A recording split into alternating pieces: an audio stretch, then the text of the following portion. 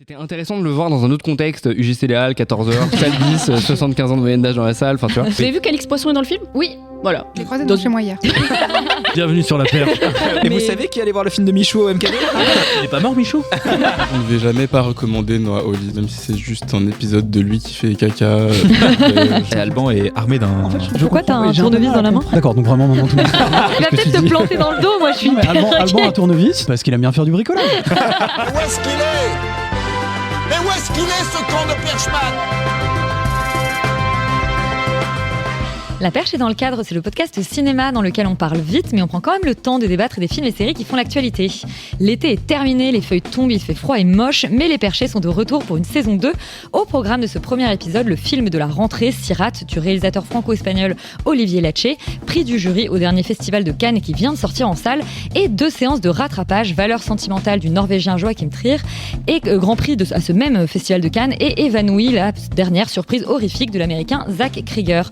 Pour prolonger la belle saison, le focus du jour prend la forme d'un carnet de vacances. On reviendra sur les grosses sorties en se demandant si l'été rime encore avec succès au box-office. Et juste après, les recos de la Perche, carte blanche à Charlie, qui nous partagera sa découverte rétro de l'été, Noah's Ark, une série queer du début des années 2000. Silence moteur, la Perche est dans le cadre, mais on s'en fout, on fait de la radio. Action! Et je suis trop contente de tous vous retrouver. Je suis en compagnie d'Alban, même si je crois que tu n'as rien vu pour cette émission-là, mais on est content de voir ta tête. Laurent. Regardez en vidéo sur YouTube. Exactement, comme ça tu fais de la figuration. Laurent, Rita, Yuri, Manon, Charlie et Félix. J'espère que vous avez passé de très bonnes vacances. On va pas faire de courrier des auditeurs parce que on leur a demandé les films qu'ils avaient vus cet été, donc on y répondra plutôt dans le focus de l'été quand on reviendra nous sur les films qu'on a vus. Oui, Félix ? En tout cas, juste, il y a eu beaucoup de retours sur beaucoup de vidéos Oui. pendant, enfin en tout cas en ce qui concerne YouTube, mais même après les réseaux, évidemment, Instagram et TikTok, toujours sur la vidéo Walking Dead. On en profite pour rappeler qu'il faut s'abonner sur toutes les plateformes, Spotify, Et ne Deezer, pas dire à iTunes, et ne pas insulter Elisabeth sur les réseaux. Qui que ce soit d'entre nous. Vous pouvez nous suivre à peu près partout. On insulte Elisabeth que en vrai. Pas sur les réseaux, In s'il my vous plaît. face. Et oui, j'en profite aussi pour vous dire que pendant l'été, on n'a pas chômé. On a lu les puisqu'on comics. on a lu les comics de Walking Dead, évidemment. On les a relus pour ceux qui les avaient lus. Et on a fait des capsules d'été dans lesquelles on parlait de films qui nous font penser aux grandes vacances. Donc voilà, si vous n'avez pas écouté ça, vous pouvez. Et Yuri, c'est l'heure du premier box-office de la semaine. Bon, là, c'est le calme plat, mais est-ce que ça peut pas quand même péter un de ces quatre, quoi ? Et le box-office de la semaine, on en parlera plus longuement dans le focus qui va te parler des films de l'été, puisque il est catastrophique et c'est un peu à l'image de la fréquentation des salles cet été. Je pense que tout le monde s'en est rendu compte, que vous soyez allé au cinéma, que vous travaillez dans un cinéma ou juste que des gens vous en aient parlé. Il y a des chiffres qui sont genre les pires, je crois, depuis 1996, donc hors Covid. Les gens sont pas allés voir les 4 Fantastiques. Ah, c'est dommage. Hein. Ça. Donc on est vraiment sur une sorte de truc. Donc c'est pour vous dire que le film qui fait le plus d'entrées cette semaine, c'est Fils 2 du réalisateur avec un nom espagnol que j'oublie, mais qui fait 96 000 entrées et c'est la plus grosse fréquentation cette semaine. Il est suivi de pas très loin par Évanoui qui est dans sa 5e semaine, fait 86 000 entrées, qui porte son total à 900 000 entrées au total. Ah, donc il va peut-être faire les 1 million. Il va peut-être taper le million. Et le réalisateur avec le nom espagnol, je le dis quand même parce que c'est pas très sympa. J'ai perdu ma page.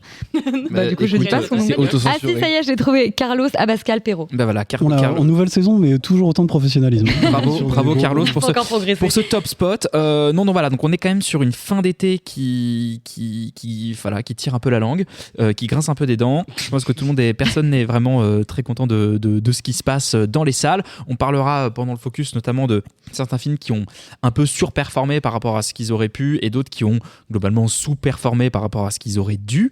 Et en ce sens, voilà, un été un peu morose. On vous encourage à retourner au cinéma parce qu'il y a quand même des super films qui sortent aujourd'hui et on vous en parle tout de suite après. Donc voilà. Et alors dans les news, Manon, on va parler de Vidéo Club. Oui, l'un des 2 derniers vidéoclubs à Paris, qui s'appelle GM Vidéo, qui est à Avenue Parmentier, à Paris. Donc, ils sont vraiment dans la merde. Ils ont lancé une cagnotte. Tout est morose aujourd'hui. Tout est bad encore. Non, mais bienvenue.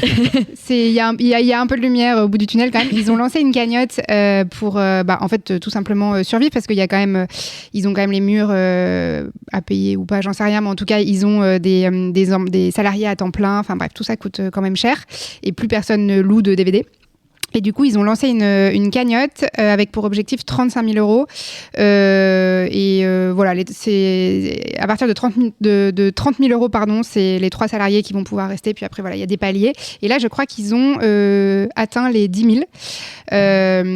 Donc c'est cool, mais bon, c'est pas encore assez. Et c'est le vidéoclub qui est notamment connu, et je pense qu'il a pu survivre un peu grâce à ça, parce que le format vidéoclub de Combini était tourné là-bas.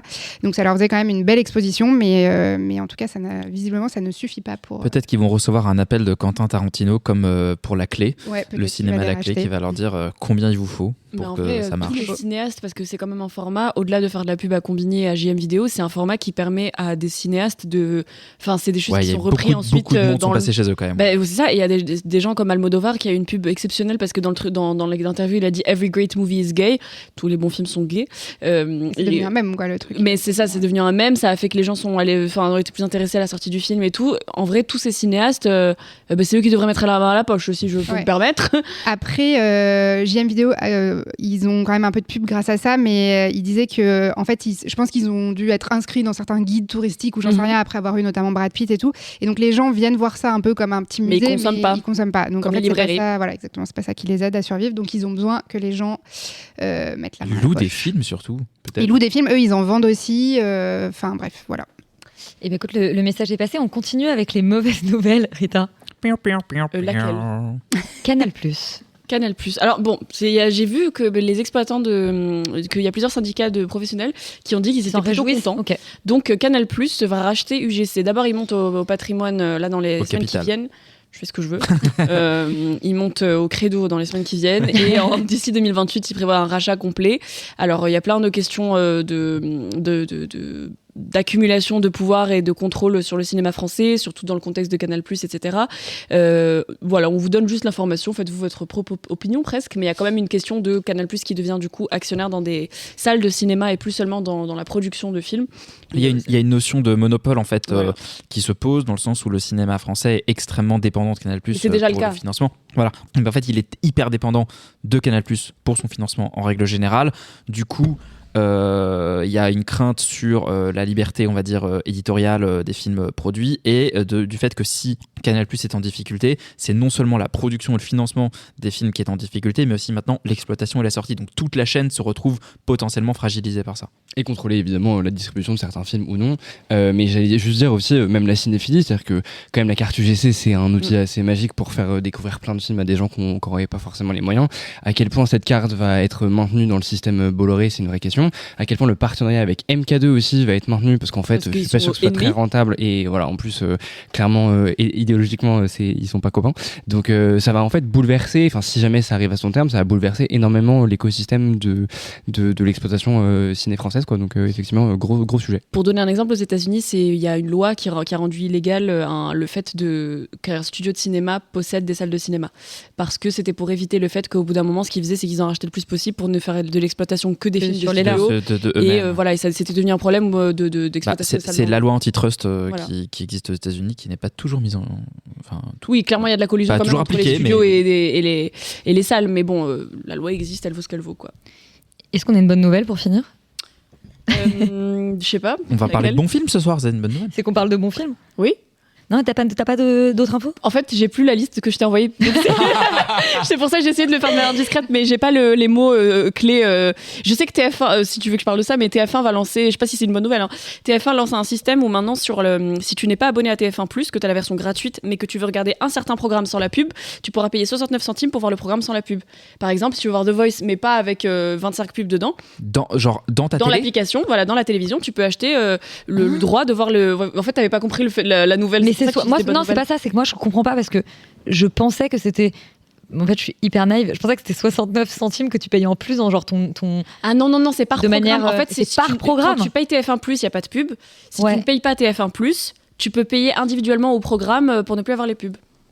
Waouh. Voilà. Et ça va être mis en place. Et en fait, c'est les premiers à créer ça en France. En vrai, c'est du génie et du mal. Parce qu'effectivement, 69 centimes dans un budget, quand t'es une famille et que tu veux voir The Voice et que les enfants se couchent assez tôt, en fait, tu penses à ça. Mais du coup, ça marche pas sur la télé linéaire, ça marche forcément que sur un truc. Ça marche pas sur direct, par exemple. Non. Tu peux pas dire je regardais le foot sans la pub. Non, mais c'est. Alors, déjà, il n'y a pas de pub dans le foot, mais par la mi-temps. Oui, mais c'est pas sur ça que ça pose un problème, en fait. C'est surtout sur les trucs comme The Voice où t'as bien 45 minutes de pub sur un programme de Koh-Lanta. Par exemple. Chacun son problème. Bon, on va passer aux vraies bonnes nouvelles. C'est qu'il y a un vrai bon film qui est sorti en salle aujourd'hui, enfin hier. C'est Sirat d'Olivier Latché. On écoute la bande-annonce.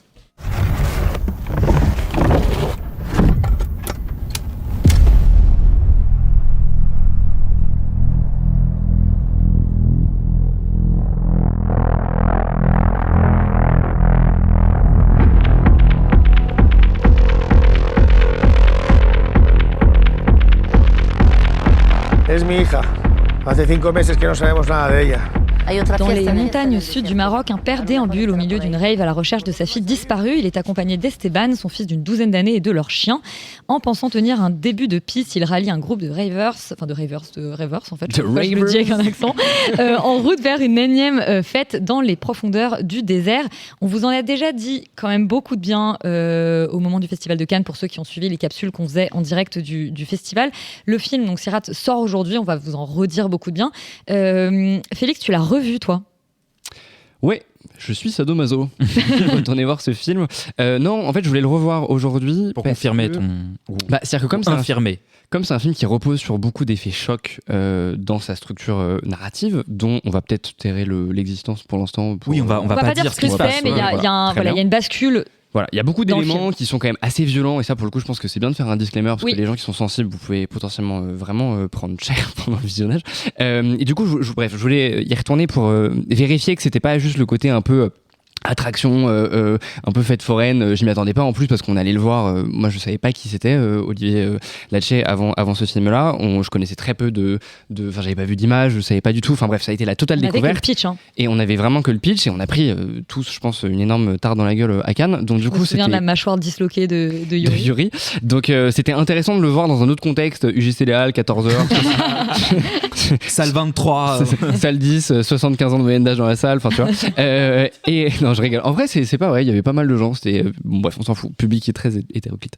Mais donc du coup non, c'était hyper chouette de le revoir, parce que le film marche toujours différemment. C'est ça qui est assez étrange, c'est-à-dire que passer l'effet de sidération et de surprise, il y a toujours en fait cette espèce de tristesse, ce côté très tragique en fait qui est toujours là, et qui est extrêmement prenant. Mais je trouve que c'est un film c'est compliqué d'en parler, parce que ça fait partie de ce genre de film où quand t'en parles, tu réduis forcément en fait quelque part un peu l'expérience. C'est-à-dire que pour moi, c'est un pur film de cinéma, parce que justement, tu peux pas vraiment le théoriser, tu peux pas le résumer avec des mots. C'est-à-dire que c'est vraiment des images, des sons, un côté très épuisant, mais qui, je trouve, met des gens en transe. Alors, je pense que c'est une proposition qui est quand même assez radicale, dans le sens où, à mon avis, il y a des gens qui, déjà, la violence, ils vont pas comprendre, mais en plus, de manière générale, cet univers un peu post-apocalyptique, très chargé, très christique, en fait, presque par moment. Post-apocalyptique, déjà, je trouve que tu donnes un adjectif qui est presque trop réducteur, parce que c'est pas vraiment ça. Non, ce qu'on peut dire, c'est qu'il y a une esthétique qui, je mets des gros guillemets, mais peut rappeler un peu Mad Max. Parce qu'il y a des camions dans un désert. Parce qu'il y a des camions dans un désert, mais surtout. Enfin, voilà. Mais voilà, évidemment, Sorcerer auquel on pense énormément, mais surtout,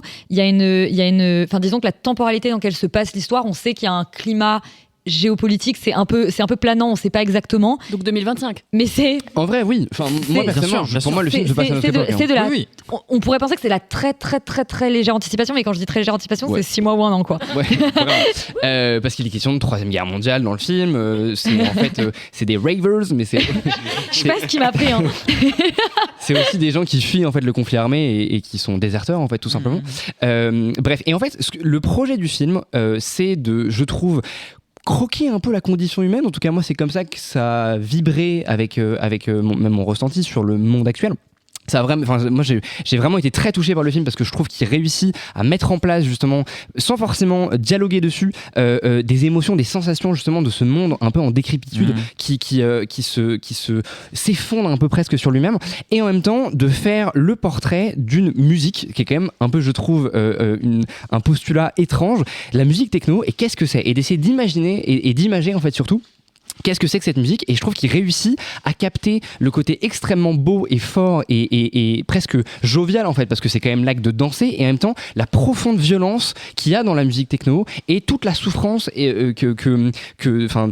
dont les rêveurs quelque part sont victimes. Ils sont tous quand même des outcasts. Ils sont mutilés, on a deux personnes mutilées. Ils sont marginaux, enfin bref. Et je trouve que le film réussit comme ça, dans une espèce d'élan un peu oxymorique, de conjuguer un peu les deux. Et moi, c'est ça qui, je crois, me touche en fait profondément. Rita ? Question un peu bête, mais les gens ils sont marocains ou pas du tout? Non, c'est très vaste en vrai. C'est très vaste, il y a plusieurs nationalités, mais c'est plutôt des Européens qui sont venus faire la fête ici. Parce qu'en fait, il y a visiblement pas mal de raves qui sont organisés enfin en tout cas c'est ce que raconte le film, dans le sud du Maroc, mais le héros Louis, qui est interprété par Sergi Lopez, lui il est espagnol et il cherche sa fille qui est espagnole, et je sais plus très bien les nationalités des autres personnes, mais il y a quelqu'un qui parle français. Il y a des Français, il y a des Anglais, il y a des Allemands, enfin vraiment. C'est juste que les seuls Marocains qu'on voit en fait, c'est les militaires. Mais c'est pas vraiment, ils sont pas vraiment marocains, c'est-à-dire que même c'est assez peu défini. On te dit pas on est au Maroc en fait. Il y a pas un truc. Donc c'est pas dans le film défini que ça se passe dans. Si. Mais il y a pas un endroit précis. Et on est quand même au milieu du désert. Enfin, je veux dire, on voit pas, tu vois, on n'est pas dans des villes. Ce que je veux dire, c'est que pourquoi, vu le contexte du film, est-ce que c'était un truc géopolitique que je m'explique pas parce que je l'ai pas vu? C'est juste le désert. Moi, je pense que c'est juste le désert, et peut-être que c'est réel qu'il y a, pour le coup, je suis pas assez renseignée, qu'il y a des raves là-bas. Je pense que c'est surtout parce que Olivier Léché, je crois, a vécu beaucoup au Maroc, et donc du coup, à mon avis, il maîtrise l'environnement. Des paysages jolis, je comprends. Non, mais par ailleurs, le régime politique enfin, tu vois, genre, il est pas défini. Tu vois, les mecs qui débarquent en armée, tu sais pas trop à qui ils appartiennent. Il y a un truc. On sait qu'il y a une guerre avec l'OTAN, mais on sait pas trop ce qui se passe. Ouais. Retenez bien cette phrase. Yori, est-ce que tu partages le point de vue de Félix? Ouais, moi je l'ai pas revu, mais mon ressenti canois était en effet celui d'une mâchoire qui tombe à terre à un moment où je dis mais qu'est-ce que je suis en train de regarder? Franchement, faudrait t'imiter, mais t'étais le mec qui était sur sa chaise en train de bouger dans tous les sens avec sa mâchoire. En fait, en train de se dire mais qu'est-ce que je vois? En fait, c'était un tel moment de sidération où je me dis mais en fait le mec va dans ce sens-là. Et en fait, voilà.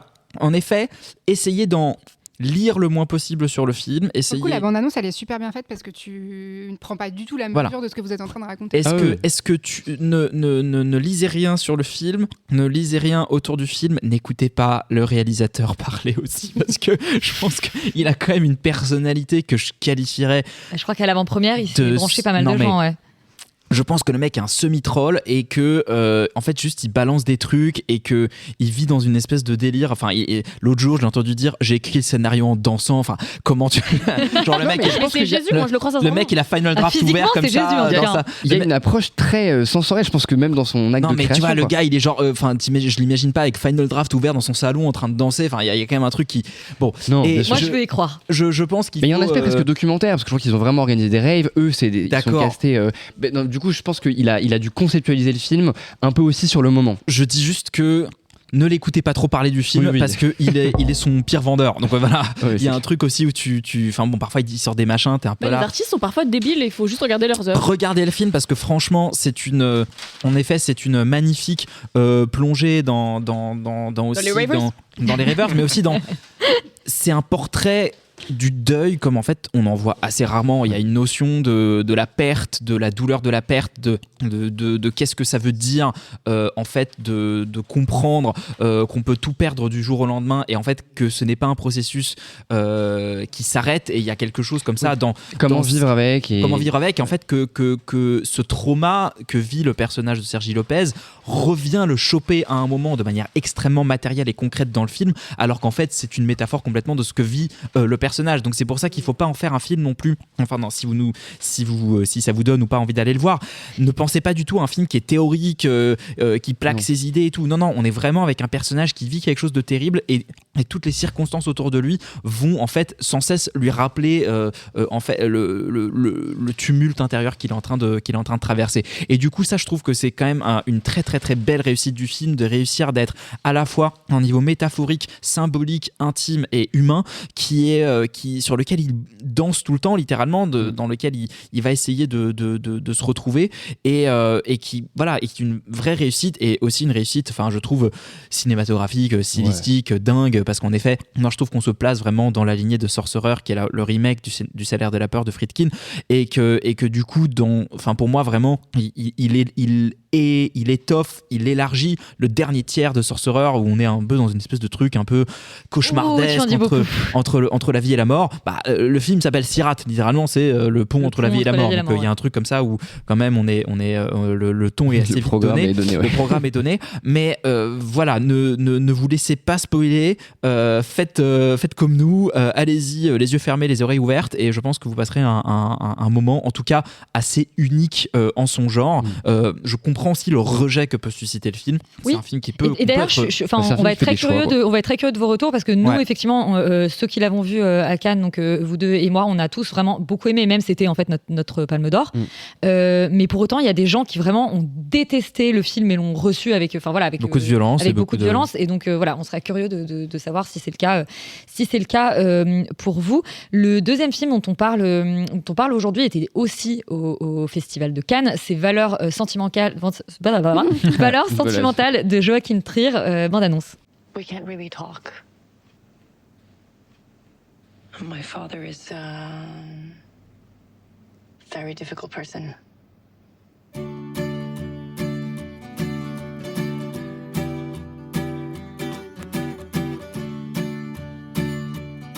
Donc Valeurs sentimentales, cette fois-ci je vais essayer de dire le titre correctement, c'est l'histoire de Agnès et Nora qui sont deux sœurs. Elles voient leur père débarquer après de longues années d'absence. Leur père est un réalisateur de renom et il propose à Nora, qui est comédienne de théâtre, de jouer dans son prochain film dont le sujet ravive des souvenirs de famille douloureux. Alors que Nora refuse le rôle, il le propose à une jeune star hollywoodienne. C'est le pitch donc du nouveau film de Joachim Trier. Manon, tu l'as pas revu depuis Cannes, j'imagine. Oh non, surtout pas. Moi je l'ai pas vu à Cannes, je l'ai rattrapé, c'est le premier film que j'ai rattrapé lors des séances de rattrapage cannoises, et j'ai été vraiment déçue parce que j'aime vraiment le cinéma de Joachim Trier, j'aime bien quand il parle de cinéma. On peut peut-être rappeler son dernier film, c'est Julien en 12 chapitres, et ensuite il y a eu Oslo 31 août, Louder Than Bombs, dans le titre en français je crois que c'est Back Home. Ouais, c'est ça, avec Isabelle Huppert. Il y a aussi Thelma qui était un peu fantastique, etc. Donc voilà, moi j'attendais ce film et sur le papier, j'étais vraiment partante et j'avoue que c'est une histoire qui m'a pas du tout intéressée, quoi. J'ai vraiment trouvé ça très bourgeois entre soi. Je trouvais ça assez beau, ce prétexte de la maison familiale qui se passe pour essayer de raconter un peu toute l'histoire d'une famille. Plusieurs générations dans cette maison. Mais ils en font rien. Mais en fait, ils en font rien. La scène d'intro que je sauve. Je me rappelle même plus de la scène d'intro. Mais c'est la maison, justement, la maison qui raconte son histoire, la maison qui parle. Ah oui, c'est ça, voilà.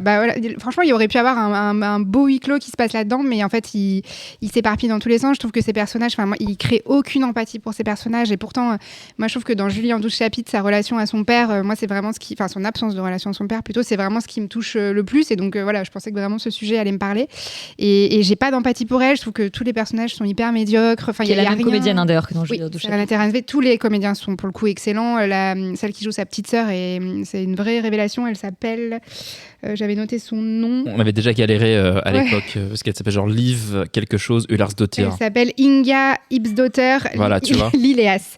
Et vraiment, c'est vraiment une révélation. Enfin, tous les comédiens sont bons, mais je trouve que voilà, tous se regardent un peu trop le nombril. Je trouve que les névroses des artistes, on l'a vu déjà 150 fois au cinéma, fait bien mieux que ce film qui est assez fade, assez lisse.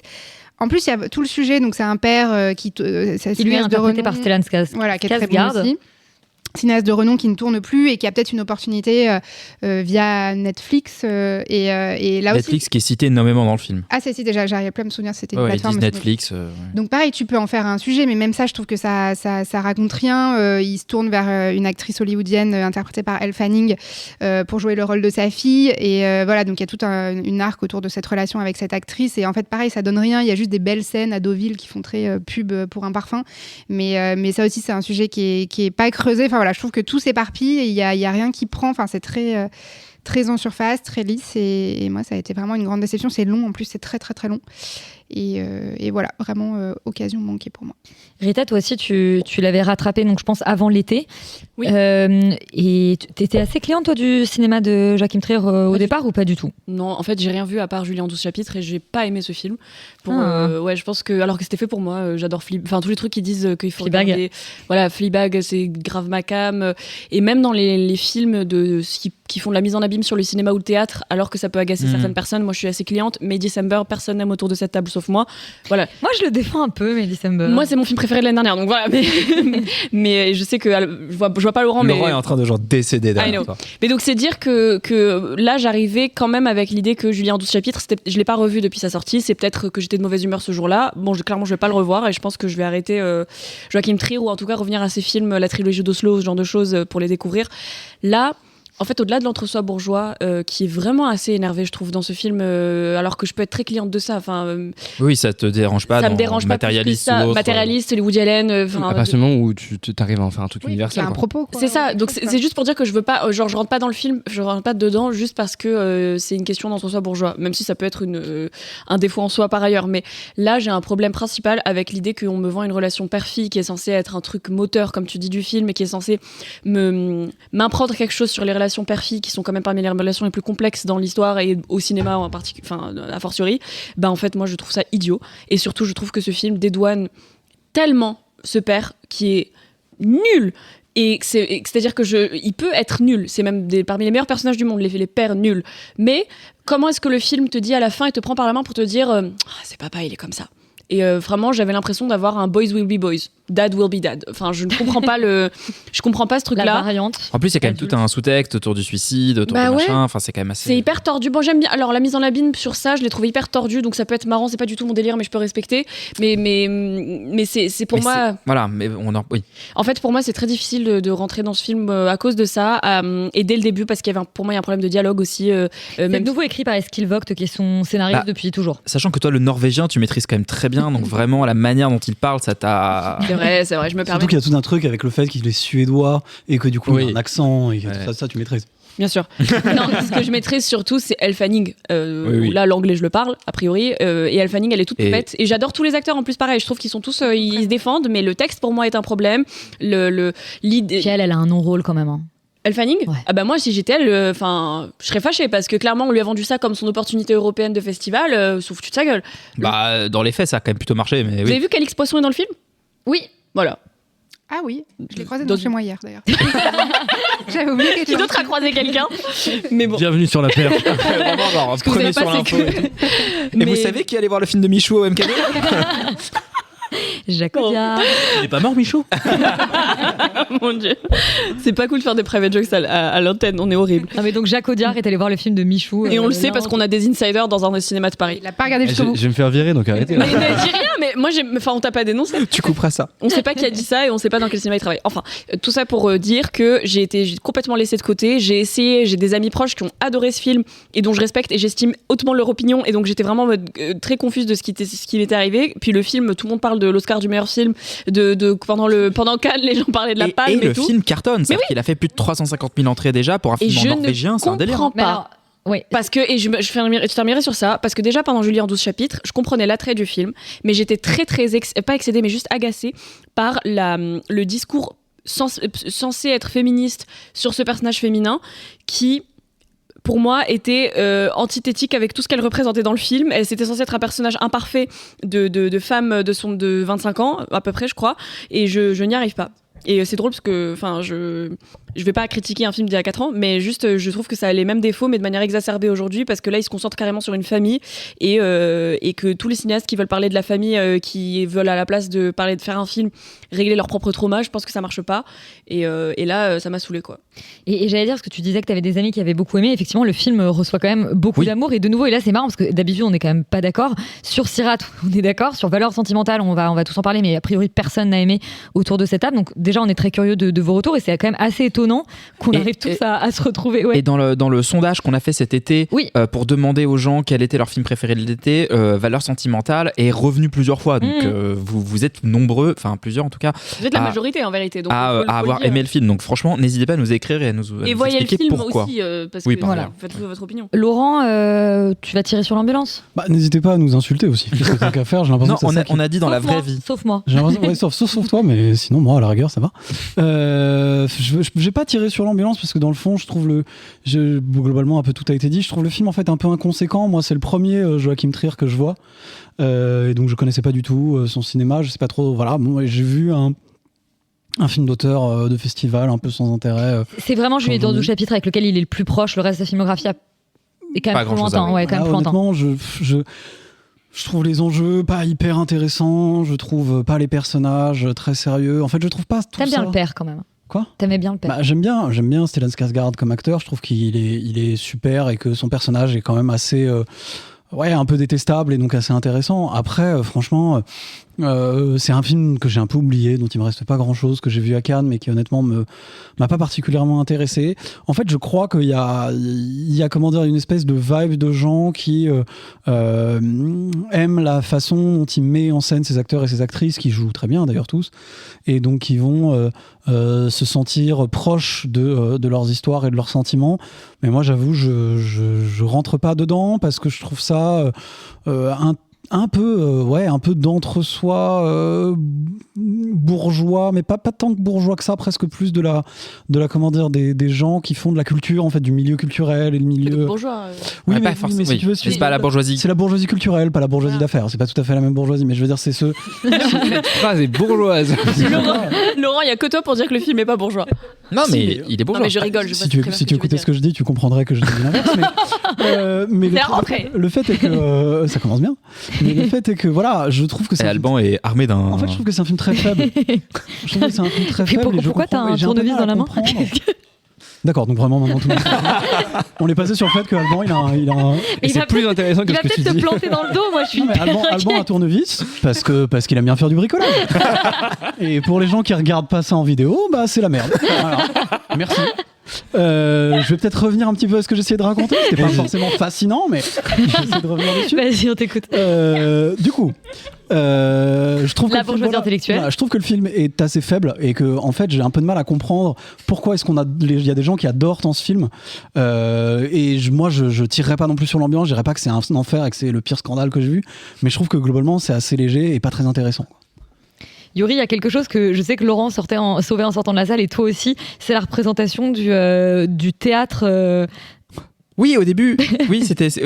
Alors le film commence quand même par une espèce de profession de foi / où il se fout un peu de la gueule de ces milieux théâtraux. Oui, c'est assez rigolo et en fait elle refuse de monter sur scène et du coup c'est un peu le personnage qui refuse d'entrer dans sa propre histoire. Maintenant, moi en fait je me suis aussi beaucoup posé la question a posteriori parce que beaucoup de gens en effet aimaient le film, adoraient, portaient au nu. En fait la réaction qu'on a eue, moi j'ai une vraie réaction de rejet assez radicale et violente. C'est-à-dire que je pense qu'il était aussi dû au fait que quand je le regardais dans la salle, je comprenais qu'autour de moi tout le monde trouvait ça super et que moi j'étais en train de passer un très mauvais moment et du coup plus ça augmente et en fait quand t'as 3000 personnes dans une salle qui pleurent, qui applaudissent machin et que toi t'es juste pas rentré dedans, ça a aussi le contre-coup, en fait l'effet un peu pervers de t'énerver et de peut-être rejeter un peu en bloc. Il y a deux raisons je pense en fait pour lesquelles je suis pas du tout rentré dans le film. La première c'est que en effet les histoires d'un dude qui fait des films et qui veut faire un film Netflix et qui veut filmer ses filles et de mais quel enfer en vrai, juste au résumé et de traiter ses traumas familiaux là-dedans. En fait moi ça je pense que ça m'irrite, ça ne m'intéresse pas et du coup ça me bloque et j'arrive pas à m'intéresser on va dire aux petites subtilités émotionnelles peut-être d'écriture. Le deuxième point, c'est que je trouve que le film a un vrai problème de ton. C'est-à-dire qu'en fait, il sait jamais s'il veut faire une satire très énervée sur justement la bourgeoisie culturelle et intellectuelle qui va globalement faire des films sur Netflix. Enfin, tu as tout ce truc qui est un peu justement hyper caricatural, l'actrice, le père, la maison, enfin tous ces milieux qui sont dépeints avec quand même un peu avec des gros sabots et avec quand même une volonté un peu de ricaner dessus, en tout cas d'en faire une sorte de satire ou d'en faire un drame bergmanien très solide, très vénère, avec tout le monde qui est très triste parce que c'est le Nord et que globalement il n'y a pas de lumière du jour pendant 6 mois, et du coup il y a un côté comme ça où je trouve que le film n'arrive jamais vraiment à marier ces deux dynamiques-là. Et je pense que, pour moi en tout cas, c'est ce qui pêche principalement dans le film, c'est que je n'achète pas le côté satire parce que je le trouve pas assez assumé et que du coup j'ai l'impression qu'il est juste complaisant avec les personnages qu'il est en train de me montrer, mais qu'en fait il n'est pas du tout à contre-courant de ce qu'il essaie de nous représenter. Et de l'autre côté, ça empiète sur, on va dire, le drame intime familial, parce que moi en fait le côté bourgeois, si on enlève en fait le fait qu'ils aient des problèmes matériels, pourquoi pas, parce qu'on se concentre en fait sur les sentiments, et en fait dans un cinéma qui va vraiment scruter, on va dire, la psychologie, les émotions, les machins, en fait ça peut marcher. Sauf que là, du coup, il fait et l'un et l'autre. Il veut faire la satire sociale et le drame bergmanien familial où les gens ont des problèmes. Et les deux, pour moi, ne cliquent jamais. Moi, j'avais une petite question du coup, parce que vous parlez de Bergman et tout ça, et ce film me fait beaucoup penser à des films qu'a pu faire Mia Hansen-Løve récemment. Est-ce que c'est la même vibe ou pas du tout ? Non, c'est quand même beaucoup moins prétentieux que un petit peu, ouais. Non, franchement, le film est assez accessible, assez drôle, les personnages existent, c'est pas juste des gens qui vivent dans un espèce de truc où ils parlent, où ils citent c'est un peu voilà, y a pas de intello en fait. Ouais, c'est quand même plus concret, plus palpable. Après, ça n'empêche que juste le milieu qui est représenté en fait est jamais vraiment, en fait je le trouve même pas assez concret. C'est-à-dire qu'il y a un truc où tout est très lisse, très propre, très machin, et du coup même leur existence matérielle, elle ne m'est jamais vraiment palpable. En fait, j'arrive pas à comprendre l'intérieur de cette maison. Est-ce que c'est décrépit, est-ce que c'est neuf, est-ce que c'est repeint, enfin en fait tout ce que pourrait raconter leur univers n'est pas vraiment représenté. Moi je trouve que c'est dur de décorréler, je trouve, la psychologie des biens matériels, tu vois. Il y a quand même, je trouve, dans les relations. Oui, mais potentiellement t'aurais pu faire une relation père-fille hyper toxique et vénère dans un milieu comme ça, et pourtant rendre ça passionnant. Oui, mais justement, c'est parce que il y a cette situation économique et il y a enfin tu vois, je trouve que de faire juste abstraction et on se focus sur la psychologie. En vrai, t'as raison. En fait, pour moi, c'est absurde parce que la psychologie découle du milieu et découle de ton aisance ou pas financière, et bref. Mais en fait, vous avez tout dit. Je sais pas pourquoi je parle. Juste t'as vu le film ? Oui, bien sûr. Ah non, c'est pour ça que tu rigolais. J'ai l'impression que j'étais juste en mode salut. Non, oui, j'ai vu le film, j'ai été très scandalisé. Et je rajouterais juste que je trouve qu'en fait, Joachim Trier est jamais aussi fort que quand il fait vraiment des micros enjeux et qu'il filme vraiment des trucs qui sont tout petits. Dès que ça commence à devenir énorme, c'est horrible. Film Netflix. Voilà, exactement. Et en fait là le problème c'est que effectivement, je sais plus qui parlait des dialogues, tout est dit, et donc du coup comme tout est dit, il y a aucune mise en scène parce qu'il a rien à mettre en scène si ce n'est filmer ses comédiens raconter leurs problèmes psychologiques, et surtout c'est genre des tartinades de problèmes qui sont extrêmement lourds, et je trouve que ce qui faisait vraiment la force de son cinéma a complètement disparu. Le mec a même pas 50 ans, il fait un film d'un monsieur de 75 quoi. Vraiment je sais pas ce qui lui arrive, et c'est un peu banal. Je trouve qu'il y a un côté un peu effet canois d'un coup j'ai pris la grosse tête, je viens au chapitre, ça a explosé, qu'est-ce que je vais faire, allez je vais raconter ma vie. Non mec, continue à raconter des histoires, parce que là je trouve que c'est vraiment extrêmement vide quoi. Je l'avais déjà fait quand on en avait parlé la dernière fois. Moi, je sauve 2-3 trucs. J'ai pas non plus du tout aimé le film. Je suis complètement en mode camp, mais je sauve 2-3 trucs sur effectivement les moments justement où on est concentré sur la maison. Alors, je disais la scène d'intro. Il y a 2-3 autres moments. Je sais, c'est 3 scènes. C'est quand même une maison qui a une putain de fêlure, parce qu'en fait, tu comprends, la famille elle est brisée, mais c'est l'enfer. Enfin, genre, oui, bon, c'est hyper symbolique à 2 balles. Bon, et c'est mignon. Ah, ouais. Mais tu vois, 2-3 scènes de flashback quand on voyage dans l'histoire de la famille et qu'on voit par exemple la fille ado qui en fait est en train d'un peu espionner la conversation de ses parents à travers un espèce de petit passe-plat dans le mur. En fait, et les moments. Stellan Skarsgård, il a une ignoble perruque. Hein. Oui, ignoble perruque quand il est comme ça. On a vu mieux en termes de gestion d'espace et de mise en scène. D'accord, je dis juste autre film avec Stellan Skarsgård qui est beaucoup plus excellent sur les mêmes sujets, Mamma Mia. Oui, certes. Mais bon, bref, je vais pas le sauver non plus. Je disais juste qu'il y avait 2-3 trucs. En fait, là où je pense que je suis très désolée devant ce film, c'est que j'ai envie de voir le film que ça me promet au début. Oui, c'est pas celui-là que je vois, et du coup j'ai le seum. Ils auraient pas dû changement sortir du de théâtre. paradigme. Quoi. Ouais, voilà. Mais donc grosse déception pour tout le monde autour de la table. Mais n'hésitez pas à nous dire le contraire. Mais effectivement, enfin voilà, on vous répond dans le courrier des auditeurs, pas de la semaine prochaine, mais la semaine d'après. On n'a pas lu. Ouais, putain. Mais arrêtez. Et le troisième film dont on débat ce soir, c'est Évanoui de Zach Cregger. Donc on va parler horreur maintenant. This is a true story that happened right here in my town. A lot of people die in a lot of really weird ways in this story, but you're not going to find it in the news. Those kids walked out of those homes, no one pulled them out. Donc évanoui, tous les enfants d'une même classe, à l'exception d'un, disparaissent la même nuit à la même heure. Ils quittent leur lit d'eux-mêmes, sortent de la maison et courent en s'enfonçant dans l'ombre. L'institutrice, prise pour cible par les parents d'élèves, le père d'un des gamins volatilisés, et bientôt toute la ville vont tenter de percer le mystère à l'origine de ce phénomène inexpliqué. Laurent, alors je sais que Félix et Yuri l'ont vu. Est-ce que tu avais vu déjà Barbare, le précédent film? Tu es le seul d'entre nous qui ne l'avait pas vu. Moi je débarque. C'est très bien d'un regard comme ça complètement frais. Comme souvent. Est-ce que c'est comme souvent? Ouais. ce évanoui. J'aime pas le cinéma. Est-ce que t'aimes le cinéma d'horreur? Pas tant que ça en plus. C'est-à-dire que il y a des trucs que j'aime bien dans le cinéma d'horreur, mais c'est pas un truc auquel je cours dans l'absolu parce que je trouve ça super. C'est pas forcément ma came. Mais moi je trouve que ça c'est quand même assez réussi. Je trouve qu'il y a quand même un truc qui fonctionne dans l'horreur, même si parfois c'est un peu tarte à la crème, mais je trouve ça un peu dommage. Je trouve que en fait c'est presque plus un film d'enquête, presque un plus de polar en fait en réalité, avec des éléments un peu horrifiques. Sauf la dernière partie, qui est vraiment de l'horreur.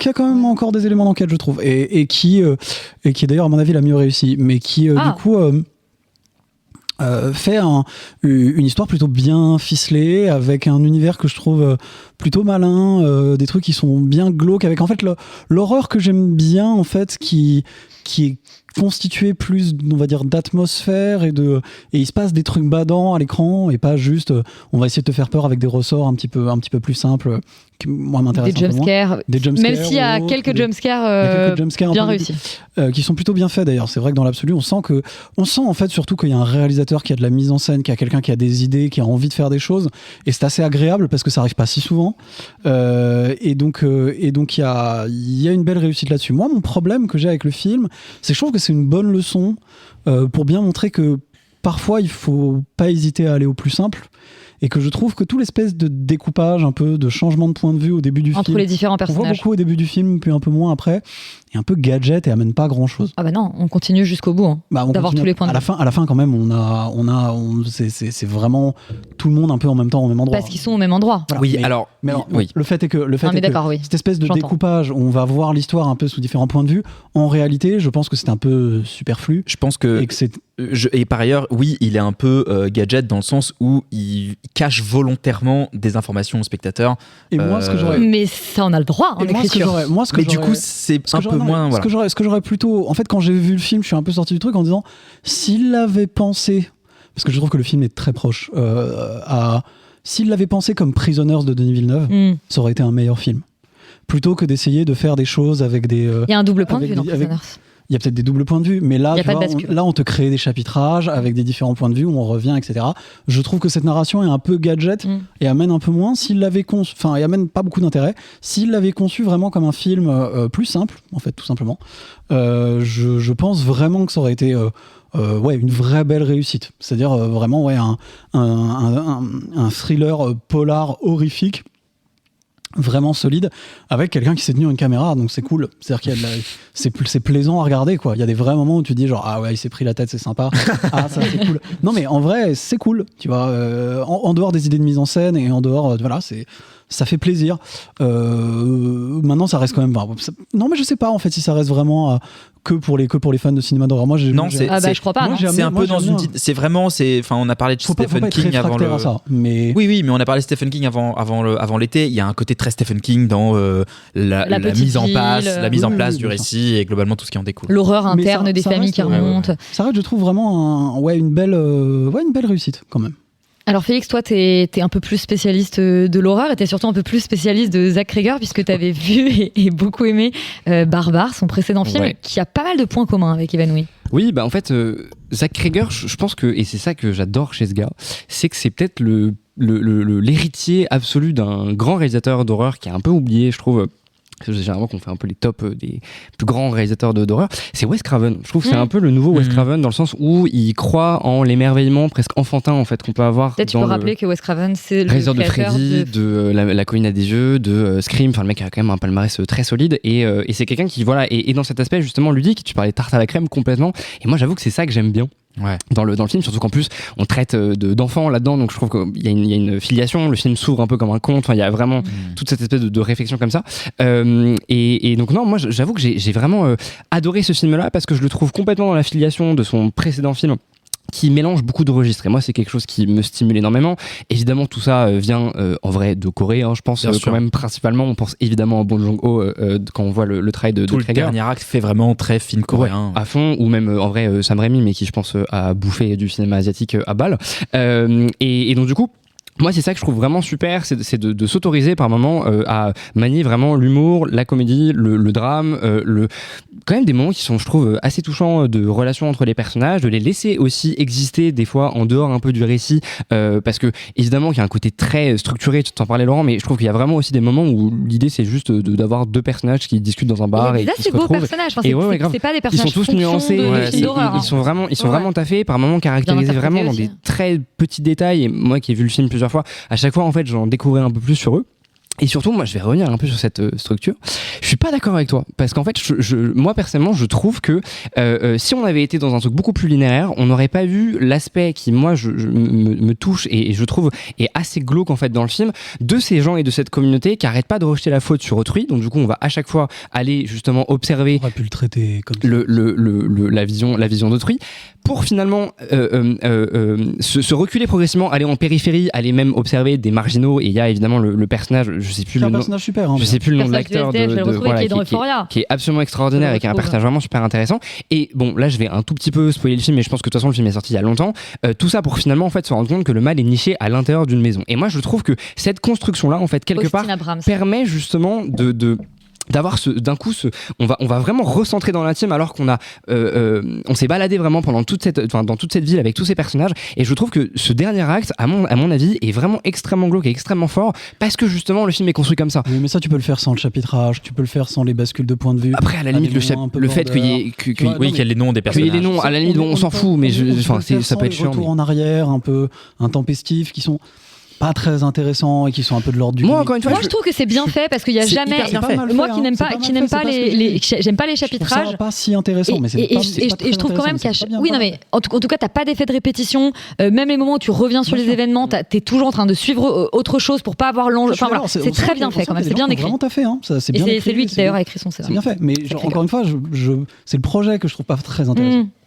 Bref, moi je comprends pourquoi il le fait et j'avoue que je trouve que ça apporte quelque chose en tout cas dans le plaisir juste de comme on épluche un oignon et qu'il y a de plus en plus de couches, enfin je trouve que ça densifie en fait progressivement le film et surtout on a vu tellement de films d'enquête justement linéaires que pour une fois s'autoriser, enfin d'avoir quelqu'un qui s'autorise comme ça une forme de scénario assez libre, pourquoi pas, enfin tu vois genre je veux dire, mais moi c'est pas ça que je remets en cause en vrai. Plus rare. C'est quoi, qu'est-ce que tu remarques? Oui, c'est le côté un peu putassier par moment. En fait, le fait que il y a des trucs... t'as aimé le film en plus? Oui, j'ai adoré le film. Je dis pas le contraire. Je dis juste que on lui cherche des poux à se évanouir. On y reviendra plus tard, mais je trouve que sur ce point particulier, il y a un truc où en fait, il y a des trucs que volontairement ils montrent pas alors qu'on est du point de vue de certains personnages et il y a aucune chance qu'ils aient pas vu certains éléments ou certains personnages dans certains endroits. Je vais pas en dire plus que ça, mais il y a des endroits où tous les personnages sont là et ensuite quand t'as un contre-champ pour te montrer un peu plus la vue d'ensemble, le personnage en question est assis au milieu de tout un tas d'autres gens.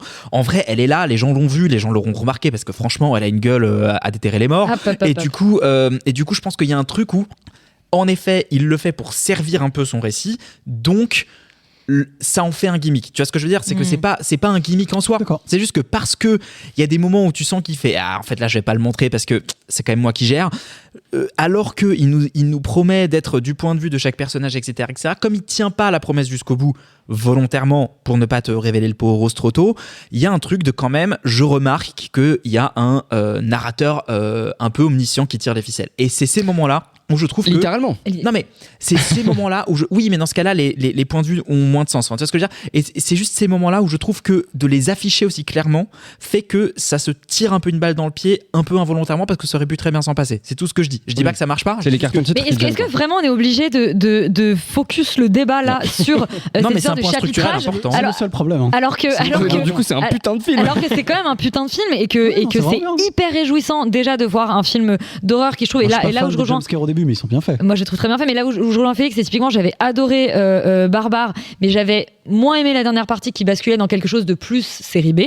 Grotesque. Et grotesque et volontairement. Là, je trouve que la bascule, il y a un peu le même type de bascule et beaucoup mieux. Enfin, de mon point de vue, il faut que je revoie Barbare, mais en tout cas, j'ai pas eu ce décrochage que j'avais eu dans Barbare. Et au-delà, enfin, je veux dire, au-delà du fait que c'est un super film d'horreur, c'est un super film et juste, enfin, je veux dire, c'est un des réalisateurs les plus réjouissants du moment en termes de réel pur, non, quand même. Je suis d'accord.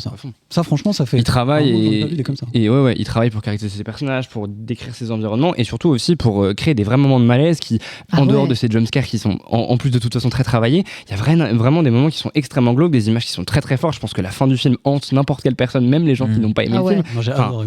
J'adore ça. Non mais c'est trop génial. Mais moi, je suis comme toi, Laurent. Je suis beaucoup plus sensible à l'horreur atmosphérique et je trouve que là, en fait, il mélange tellement tous les différents registres d'horreur que je trouve qu'il y en a un peu pour tout le monde. Non, c'est pas faux. Yuri qui est plus Terrifier team. Voilà. Bah oui, moi, voilà, clairement. Il y a un petit cousinage avec Terrifier. Bah oui, vous avez dit beaucoup de choses. Moi, je vais juste revenir sur 2-3 points. Moi, globalement, en effet, on l'a vu ensemble à la séance. En sortant, je dis, bah là, ça va très bien. En effet, le film est vraiment Félix, du coup, parce qu'on sait pas très bien. En effet, voilà, le côté gimmicky, on en a parlé. Certes, soit. Moi, je trouve le film quand même un peu moins vertigineux sur le fond que ne l'était Barbare, parce que moi, Barbare, il m'a vraiment mis, mal à l'aise pendant au moins 1 heure. Où je dis, mais en fait, c'est affreux et ça allait vraiment. D'intro de Barbare. La scène d'intro de Barbare, elle est d'une violence. Je l'ai revue justement après pour comparer. Et du coup, je trouve qu'il arrivait à toucher avec une espèce de violence et de justesse un truc sur, on va dire, la société américaine et occidentale en général.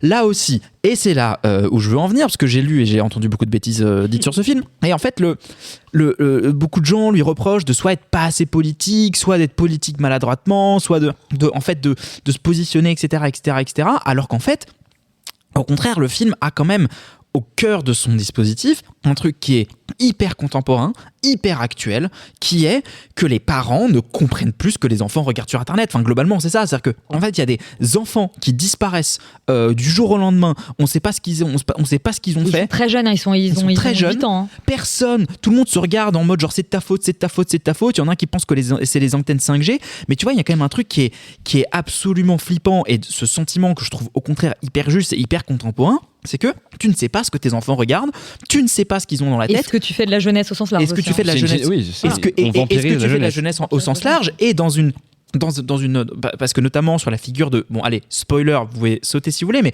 les gens ont vu le film de la figure de la sorcière qui vient du coup réinvestir la famille et qui vient du coup parasiter, littéralement boire leur énergie parce qu'en fait elle refuse de mourir. Donc je trouve qu'il y a un truc qui est symboliquement, politiquement hyper fort dans un truc de dire en fait sous les yeux des parents qui croient vivre une vie tout à fait sympa dans un petit suburb, etc., il y a une espèce de fantôme du passé qui vient, qui s'accroche, qui les vampirise, qui leur aspire toute leur énergie et qui leur globalement met des idées dans la tête, si bien qu'à la fin du film ils savent même plus parler. Donc il y a un truc que je trouve d'une ah ouais, là on a spoilé bien. Non mais enfin j'ai rien dit globalement, mais je trouve que du coup il y a une espèce de quand même de portée politique au sens très large du film qui est réel, qui existe, et il faut arrêter de dire que le film est juste un simple divertissement horrifique qui en plus... Mais c'est juste que c'est pas symbolique et les gens sont perdus parce qu'aujourd'hui t'analyses un film d'horreur parce qu'il y a des symboles, voilà, et là comme il le fait passer par la dramatisation et la narration, et je trouve que le sentiment et le titre original du film qui s'appelle Weapons est beaucoup plus proche. Bien sûr. De, voilà, oui mais il y a des gens qui l'ont reproché parce qu'ils se sont dit ah là là c'est un truc sur le mass shooting alors qu'en fait ça n'a rien à voir avec ça. Et enfin ça n'a absolument rien à voir avec ça bref. Et dans tous les cas je trouve que juste ce sentiment diffus, effrayant de se dire merde, à un moment tu perds le contrôle sur ce que regardent tes enfants et en fait ils sont capables de juste sortir dans la nuit et disparaître. Moi je trouve que en fait ça marche hyper bien, que c'est hyper contemporain, hyper politique et voilà. Et on dirait le début c'est la fin du flûtiste de Hamelin, le conte. Ça m'a fait Ah penser oui, à ça. Et je Pied pense Piper, que... oui. Exactement. Évanoui et Valeurs sentimentales sont 2 films qui sont sortis cet été. Et ça, c'est une bonne chose, puisque maintenant, notre focus... mais le jingle, on va commencer par là quand même. Ce film a confondu mon histoire et celle de ma sœur Colette, qui a effectivement épousé Monsieur McBurett. Monsieur McBurett, qui est l'aviateur anglais. Voilà. Notre focus de rentrée nous pose une petite question qui est: l'été rime-t-il encore avec succès au box-office, puisque ça a été autrefois la grande saison de tous les gros blockbusters, etc. Pour revenir un peu sur l'été, je vous propose qu'on découpe peut-être en 3 parties. On commence par parler des sorties de films de super-héros. Des gros blockbusters. Des gros blockbusters au sens large, on va dire. Ensuite, peut-être les surprises, les films horrifiques, etc. Et peut-être un peu les trucs un peu plus indépendants que vous avez vus. Ça vous va? Ouais. Faut juste expliquer le mot blockbuster. Le mec dit non. Blockbuster, ça fait sauter les blocs. C'est des... Wow. Mais qu'est-ce que tu fais, Elisabeth Cut. My God. Donc, non, mais juste le concept vient en 75, quand il y a pile 50 ans. Ah oui, d'accord, oui, non, t'as raison. Oui, expliquons ça. Il y a tout pile 50 ans, donc c'est en plus un super focus pour cette occasion-là. Jaws, donc Les Dents de la Mer de pas du tout. J'allais dire Justin Timberlake. Exactement. C'est Justin de Timberlake. Steven Spielberg. En fait, on ne sait pas, mais c'est Justin Timberlake. Wow, Qui lui aussi vampirise les enfants dans donc, Weapons. de Steven Spielberg est sorti et ça a été un engouement complètement fou. À ce moment-là, les films ne sortaient pas nécessairement en été quand il s'agissait de faire du chiffre. C'est un truc qui a été mis en place grâce au succès de Jaws et au fait qu'on a réalisé que si tu fais un film pendant l'été, déjà t'as tous les gosses qui ont rien à faire de leur été, et puis aussi t'as les gens qui il fait plus beau, il y a plus de dates, il y a plus de choses à faire, donc les gens vont au cinéma. C'est un peu comme à partir de là qu'on a commencé à avoir le calendrier cinéphile tel qu'on le connaît maintenant. Et donc jusqu'à aujourd'hui, c'est un calendrier qui est défini plutôt par les Américains et ça va être le problème principal sur lequel on va revenir. Et ça part de ce qui est de globalement le début du mois de mai. Et d'ailleurs, la plupart des films Marvel, ils avaient la sortie sur le premier week-end du mois de mai. Et ça va jusque Labor Day, donc le jour de la fête du travail aux États-Unis, qui est le 1er septembre. Voilà, donc c'est les films qui sortent. Le premier le septembre, point en fait. calendrier. Ouais. Et oui, qui est... Non, mais c'est très juste de rappeler ça. Et effectivement, on va dire 2 des films peut-être qui sont qui s'inscrivent complètement dans cette logique. C'est évidemment le Superman qui est sorti et les de James Gunn, effectivement, et les 4 Fantastiques de Matt Shackman. Kevin Feige. Qui a vu ces films autour de la table? Moi, j'ai vu les Laurent, Félix et Charlie, t'as vu les 2 aussi. Rita aussi. Moi, j'en ai vu un des 2, Superman. Grosse déception déjà au box-office pour les 2, il me semble. Plus ou moins. En fait, Superman ça marche mieux quand même. ça marche mieux, mais en fait, il y a une espèce d'attente qui a été posée par les films Marvel depuis maintenant des décennies. Le milliard. Qui est en fait, voilà, tous les films doivent taper le milliard. Du coup, l'inflation du coût de production des films a fait que, en fait, ils ont commencé de coûter de plus en plus cher, quitte à atteindre un seuil de rentabilité qui était complètement débile et inatteignable. Et du coup, Superman, visiblement, selon les estimations de Variety, a quand même rapporté de l'argent à la Warner une fois qu'ils ont coupé tous les coûts. Non, moi j'aime bien quand les studios gagnent de l'argent, quoi. Parce qu'il y avait cette notion, comme tu dis Yuri, de si un film gros blockbuster ne fait pas le milliard, surtout si c'est un film de super-héros, c'est un échec, alors qu'en vérité là il a tapé 700 millions je crois. 600 millions. En fait c'est à peu près équivalent à ce qu'avait fait Man of Steel 10 ans auparavant. Bon, entre temps les prix des tickets de cinéma ont augmenté, donc de manière proportionnelle je pense que moins de gens l'ont vu, mais c'est un film qui fait de très bonnes critiques et au-delà de ça, en fait moi je trouve que c'est plutôt sain l'idée de dire que ça va les forcer maintenant, après plusieurs mois il n'y en a plus vraiment des films qui tapent le milliard, ça va les forcer aussi à réévaluer leur coût de production débile, quoi. On verra, mais surtout que les 4 Fantastiques qui étaient annoncés partout comme étant le reboot de Marvel et que vous allez voir ce que vous allez voir, en fait le truc a fait complètement pchit et que c'est un succès. Il fait comme The Eternal, je crois. Ouais, un peu plus quand même. Alors que The Eternal à sa sortie c'était considéré comme une catastrophe, alors que là ils sont en mode ça va. Ça fait un peu plus que le dernier Captain America, mais en tout cas il y a une espèce de notion quand même de ras-le-bol en fait de ce genre de film qui n'arrive plus vraiment à mobiliser parce qu'il y a aussi l'éparpillement sur toutes les plateformes et surtout que en fait que ce soit Superman ou les 4 Fantastiques, en France ils ont fait 1,5 million d'entrées, ce qui est très très très loin des scores stratosphériques de 4, 5, les 4 Fantastiques millions. Ça fait 1 million. Ouais, 1 million et quelques. 1,5 million. Ok, je pensais que c'était moins que ça, mais bon, on va faire une offre. Mais c'est sûr que ces films ne rentrent plus dans la conversation comme ils le faisaient avant, et c'est notamment le propre d'un blockbuster. C'est un film qui te tient l'été au-delà du fait que tout le monde va le voir, tout le monde en parle, t'as envie d'y aller pour pas te faire spoiler, t'as envie d'y aller pour faire partie de la conversation aussi, et c'est des films qui fédèrent et l'événement n'existe pas. Voilà, qui créent l'événement et qui permettent aussi de porter les salles, surtout en France où du coup sur chaque ticket de cinéma il y a une fraction qui est réinjectée dans le cinéma français et européen et pas que. Et moi je trouve ça presque dommage parce que donc j'ai pas vu les 4 Fantastiques, je crois qu'il est un peu raté, mais au moins Superman. Je crois qu'il est un peu plus qu'un peu raté. Charlie. On n'en peut plus, quoi. C'est genre voilà. la 180e itération des 4 Fantastiques. On nous refait encore une origin story. En plus, ça repart au début. Ah non, ils nous la totale et tout, machin. Puis c'est des délires de multivers, enfin, la con, la Marvel. Bref. Non, mais ça, encore, à la limite, ça aurait été plus intéressant de partir vraiment là-dedans. Parce que c'est bon, on les connaît. Donc, parlez-nous du multivers. C'est le seul truc qui nous intéresse avec ce qui va arriver avec les Avengers et tout. Mais vraiment, genre, même tout le style années 60, ce n'est qu'une esthétique. Mais ça n'a aucun intérêt. Ça n'a aucun intérêt dans le film. C'est tellement dommage. C'est tellement une période qui aurait pu être passionnante d'évoquer justement pour parler de un peu comme dans Superman en fait, de parler de ces espèces de super-héros à une époque très candide où il y a pas encore cette espèce de Superman réussit assez bien, je trouve. Mais et en fait dans Superman ils y arrivent, c'est-à-dire que d'ailleurs dans Superman ils squeezent l'origin story, on s'en fout. Exactement, mais on la connaît tous. Il y a des scènes et en ce sens-là on va dire bravo à James Gunn pour ça parce qu'il a dit il y a des scènes qu'on n'a plus besoin de voir au cinéma, on n'a plus besoin de voir les parents de Batman être gunned down, on n'a plus besoin de voir l'avènement de Superman et tout ça. Mais donc pour revenir à ce point-là, ces films ne créent plus la conversation. Et moi, je pense que ce qui est le plus désastreux, et pour revenir à ce que tu disais, Yuri, sur les plateformes, c'est qu'en fait, ils ont distillé, à force de dire on va mettre tous nos films sur les plateformes et surtout mettre nos séries et créer des séries qui font que tu as tout le temps en permanence un flux continu de trucs Marvel, et ben en fait, tu déshabitues les publics à aller voir les trucs en salle. Et quand là, il n'y a même pas la notion du spoil et de si tu le vois pas le premier week-end, t'es dans la merde parce qu'on va tout te dire. Et on va te dire que Iron Man meurt, bah en fait les gens ils s'en foutent et ils préfèrent attendre parce qu'en plus maintenant aux États-Unis le film il est en ligne 2 semaines après quoi. Ouais, quand Iron Man il meurt, ça fait déjà un moment qu'on n'en a plus grand chose à foutre. mais surtout il va revenir dans le prochain. Iron Man, moi je me souviens en 2018 de cette période-là où en fait tu pouvais pas marcher, enfin même les gens qui n'avaient rien à foutre des films de super-héros. Charlie était allé voir Avengers Endgame à genre 3h du matin au Hall. Ouais, non, je crois que c'était au Justice 19e, ils avaient fait une espèce de diffusion où ils te mettaient Infinity War d'abord et Endgame après, donc vraiment le gros bloc quoi, genre. Et c'était la veille, c'était l'avant-première et tout, j'étais matrixé genre.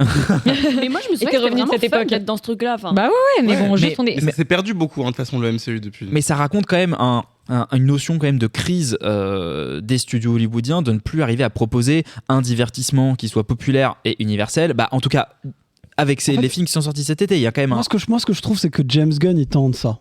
C'est-à-dire qu'en fait James Gunn pour le coup il tente de ramener une comédie d'action assez classique avec des super-héros dedans.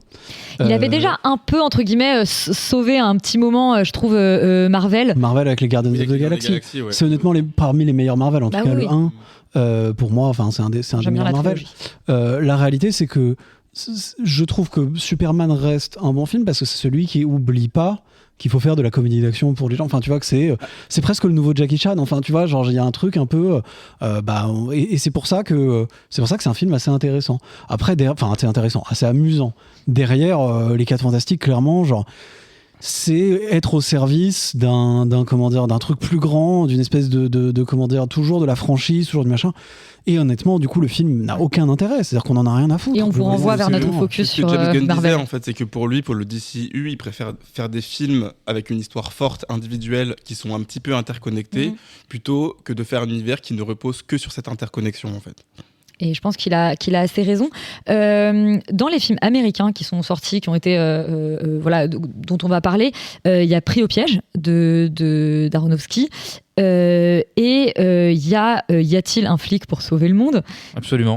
Meilleur film de l'été, non ? Meilleur film de l'été, Manon rejoint. Vous êtes fous. Ouais, moi j'ai passé un trop bon moment. Moi je regrette de ne pas avoir eu le temps de le voir. Mais en fait, pareil, le film a fait un four en France, il a fait 30 000 entrées, il a disparu, mais c'est voilà. Alors que Pamela Anderson. Intraduisible, pardon. J'ai beaucoup aimé aussi, mais je pense que c'est pas possible en public français. Aucune des blagues n'était compréhensible si tu lisais les sous-titres. Oui. Ah ouais ? En fait, il y a une blague par seconde, je pense. Et vraiment, c'est que des blagues hyper américaines et sur des jeux de mots. Enfin, c'est vraiment, il y a tous les types de comiques. Je suis désolé, il y a une blague avec un bonhomme de neige. J'ai compris que ça t'avait tué. Alors, ça et la caméra embarquée. Et les gobelets de café, moi j'avoue que ça m'a fait beaucoup rire. Les gobelets de café, en fait, c'est vraiment basé on comprend rien quand on n'a pas vu le film, c'est très bien. C'est basé sur le comique de répétition et moi c'est mon comique préféré donc j'ai adoré. Mais toi, Yuri, qui est fan des As, donc du coup toute la série de Y a-t-il un flic avec Leslie Nielsen. J'aime pas trop les Y a-t-il un flic. Je suis plutôt, j'aime bien. Moi, je suis plus la pilote dans l'avion aussi, mais ça c'est quand même bien.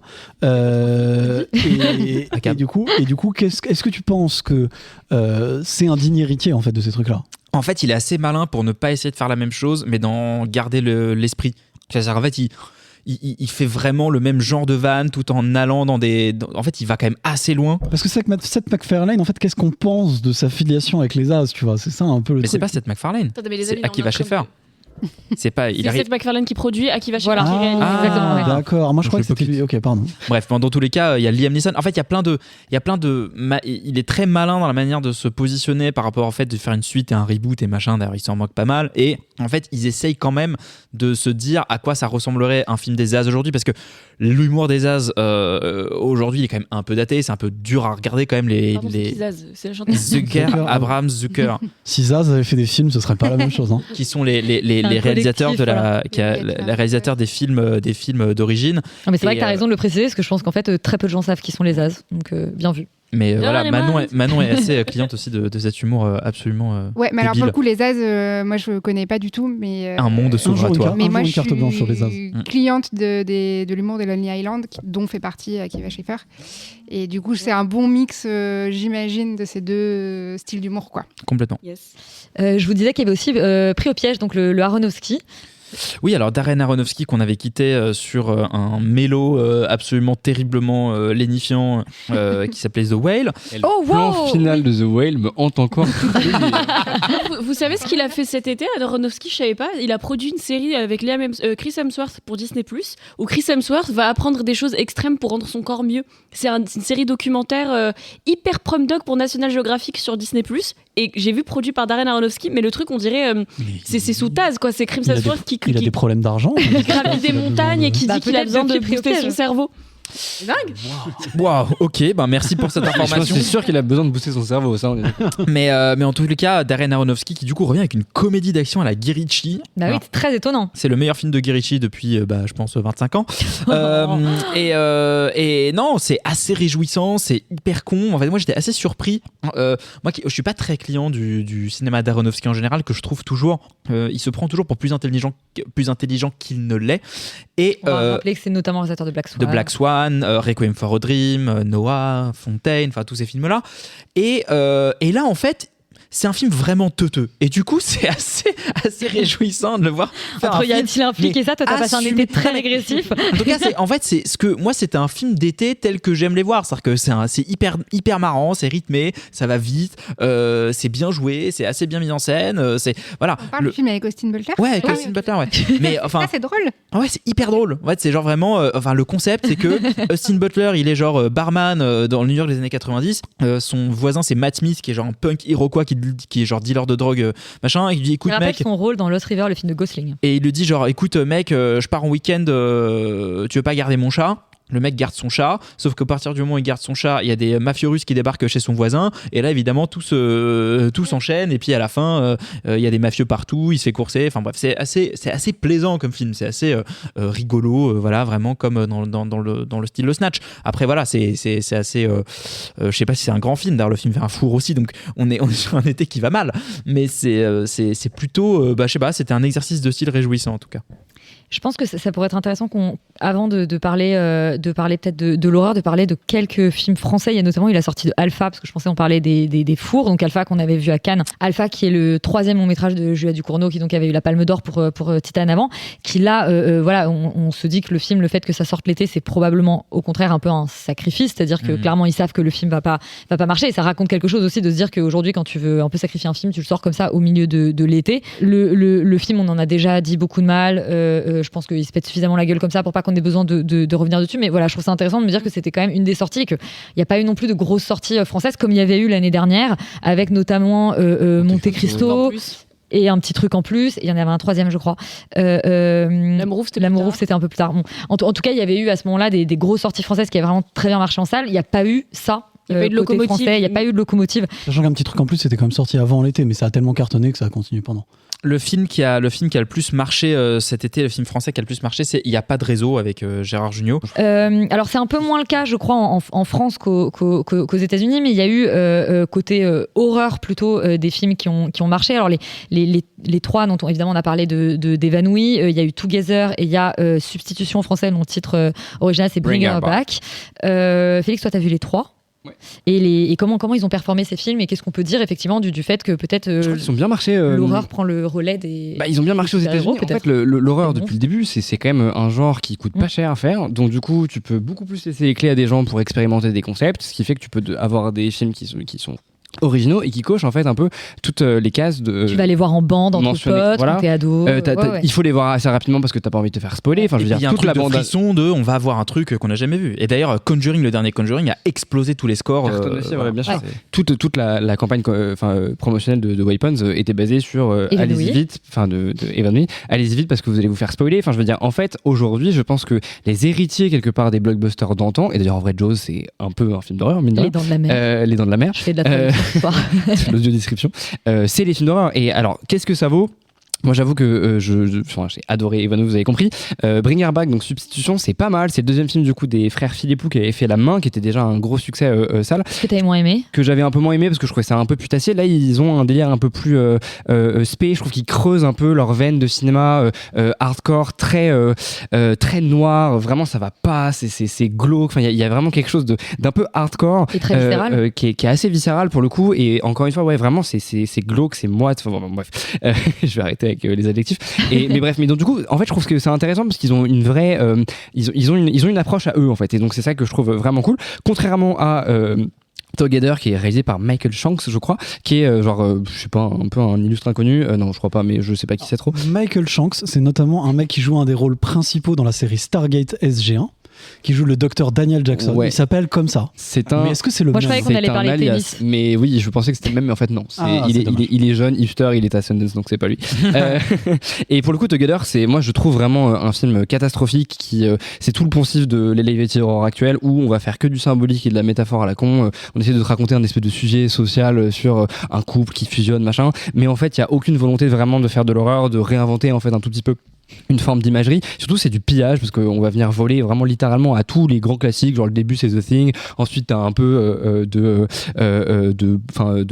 films de possession, de machin. Enfin bref, et pour finalement aboutir sur un truc qui, je trouve, désinvestit en fait tous ces imaginaires. Il ne construit rien.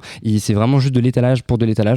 Donc moi, pour le coup, je déconseille en fait Together. Mais ouais, penchez-vous sur Bring Her Back et évidemment Evan Lee. Et en tout cas, intéressant de voir qu'effectivement, ce que tu disais, le cinéma d'horreur est en train de prendre peut-être le relais, mais alors à bas coût par rapport à ce que seraient des blockbusters qui coûtent énormément d'argent. Le retour sur investissement, ça c'est notre wishful thinking. La réalité, c'est que Hollywood, il est en train de travailler sur les jeux vidéo, mec. Il y a aussi ça. Et que en fait, c'est ça. Ce qui vont reprendre la place du MCU et des trucs comme ça, c'est les jeux vidéo. Mais cette année, les films qui sont le plus rentables et les jouets, la Warner notamment, c'est Sinners, Évanoui, Conjuring. C'est ces trois films. Oui, bien sûr. Non, mais ça fait 15 ans de l'argent. Oui, mais ça, je pense qu'il va falloir, avant d'arriver à avoir un truc où on se dit ah tiens, peut-être que essayer des nouvelles IP plutôt d'horreur pour que les gens regardent les films, t'inquiète qu'on va essayer de gratter le délire des IP. C'est périphérique, mais ce sera toujours périphérique. Conjuring, c'est une IP qui a ramené 2,5 milliards au box-office. Alors Conjuring, oui, ça c'est vrai. Et alors justement, au carrefour de l'horreur et le piège d'adaptation, on parlait des jouets, etc. Il y a quelque chose qui se fait aussi beaucoup plus, c'est d'aller, alors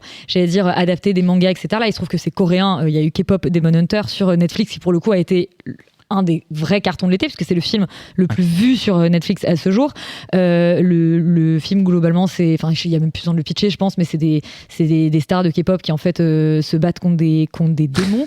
Ça vous fait marrer, mais c'est en vrai le film est super. C'est le pitch et c'est une des qualités même si la meilleure idée du film c'est quand même le boys band maléfique. Mais toi Rita, t'as beaucoup aimé le film. Je crois qu'on est un peu plus réservé avec Félix, mais n'empêche que j'admire le génie d'avoir fait ça en fait. Mais c'est ça. Alors par contre voilà, mais je trouve qu'il y a un truc qui est intéressant à dire sur le film, c'est qu'on sent en tout cas que Netflix a vraiment, moi c'est peut-être le côté qui m'a un peu agacé dans le film, c'est qu'on sent vraiment le côté vous aimez la K-pop, je vais vous foutre toutes les références à tous les trucs, à tout. Non mais Netflix a acheté un film déjà fini. En fait, c'est ça la folie du truc. C'est ils ont payé pour les coûts de production aussi. Oui, mais l'édito de Netflix n'a pas mis les pieds dans le projet. Ils ont payé le Sony pour le développer parce que Sony n'y croyait pas. Donc ils ont dit ok, on vous le vend. Et là, Sony se mord la chaussure, les doigts, mais à un degré débile. Et par ailleurs, Netflix ont sorti une version sing-along, donc tu peux chanter au milieu en salle pour un. Qu'on m'a lancé juste après la diffusion du film. Ils ont sorti cette version-là sur un week-end.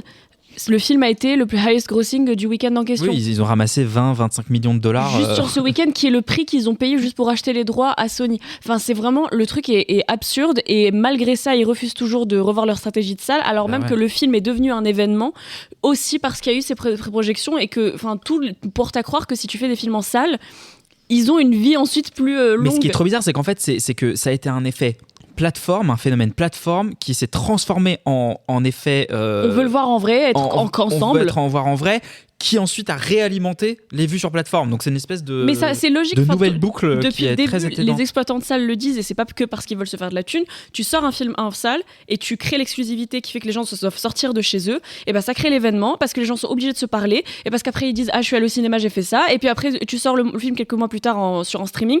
Aujourd'hui, les stats le montrent, les films qui font le plus de vues, que ce soit en SVOD ou en VOD, donc soit à l'achat ou à la location directe ou alors via une plateforme, les premiers films à chaque fois, c'est les films qui ont eu un succès en salle. Bien sûr. Donc plus les gens le voient en salle, plus ils vont le voir aussi chez eux. Mais là, ce qui est bizarre, c'est que ça a commencé par un succès chez nous. Oui, qu'en fait, c'est les enfants, ça. Oui, mais d'accord, mais tu vois, je trouve que c'est un nouveau phénomène. Alors apparemment, aussi, ça cartonne un peu chez tous les. Oui, mais ça a commencé. Mais si je peux ce que je voulais dire tout à l'heure, c'est pas tant que Netflix a mis les pieds dedans, c'était que je trouvais qu'on sent quand même chez Netflix, mais de manière générale, les studios, etc., le fait que maintenant, ils vont un peu, on va dire, puiser dans d'autres cultures. Donc on sent, tu vois, toutes les adaptations de mangas qui refont en live action, etc. Là, ils vont choper le phénomène K-pop, et on sent. Alors, il se trouve qu'une des réalisatrices et autrices du projet, elle est elle-même coréenne, donc je dis pas que elle fait la censure de sa propre culture sur le retour, je sais pas du tout ce que je dis juste qu'on sent que les studios vont aller piocher ailleurs dans d'autres influences pour essayer de réinjecter, et qu'il y a un truc de, pour le coup, de phénomène de globalisation là-dedans qui est pas inintéressant, et où c'est pas voilà, juste, on va dire, la culture dominante, c'est la culture américaine et on la déverse. Là, ils vont piocher dans d'autres cultures qui sont elles-mêmes devenues dominantes, et je trouve pas ça inintéressant.